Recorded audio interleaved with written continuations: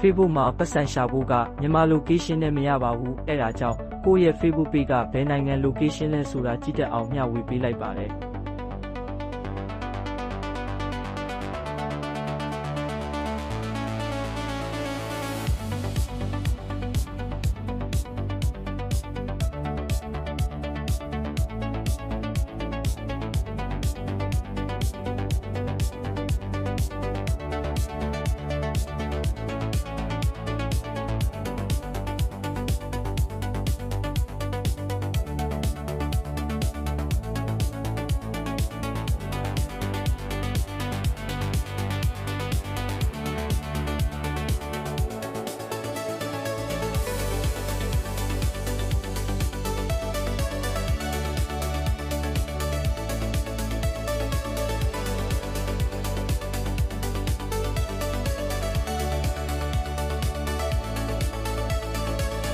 ပထမဆုံးကိုပေးရဲ့စာမျက်နှာကိုသွားပါ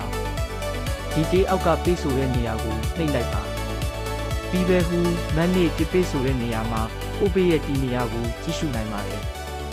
နောက်ထပ်ခုလိုနည်းပညာဗီဒီယိုတွေကြည့်ချင်တဲ့ဆိုရင် like follow လုပ်ထားဖို့မမေ့နဲ့နော်